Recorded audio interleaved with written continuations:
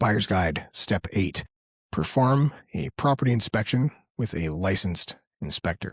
So I know a few really good inspectors that I can recommend to you. Maybe you know one. Maybe someone was recommended to you. Either way, we are going to book a time with the seller. It's going to take 2 to 3 hours, depending on the size of the property, even more if it's a bigger property. Acreages and stuff like that, there will be additional inspections. There will be well and septic and that sort of thing. But for most residential properties, property inspection, it's going to cost you $500 or $600.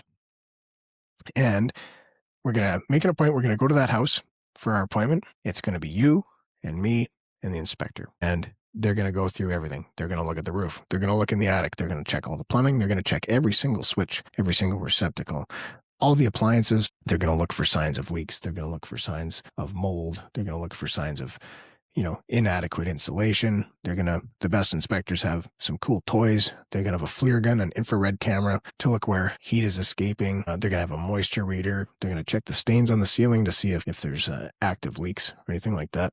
And yeah, they're going to poke their head up in the attic, make sure that looks good too, make sure everything's connected. And they're going to give you a report. When it's all done, some of them same day, some of them next day, you're going to get a report that gives you all of the deficiencies of the house.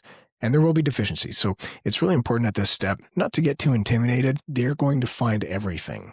They are going to put everything wrong with that house in their report. A lot of the stuff is going to be minor. A lot of this stuff is going to be things that you're just going to make a note that you're going to want to fix over the next few years. It's not stuff that you're going to want to hold up a deal over or try to renegotiate over or walk away from the house from, because all houses have a list of deficiencies. But the first page will be a summary, and there will be kind of like red flags.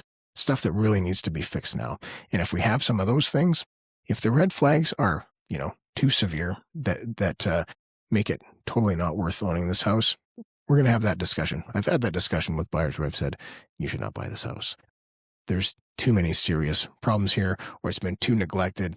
We don't know how long this problem's gone on, if there's been mold building up. And then, you might make a hard decision to send a non-waiver and walk away. Right?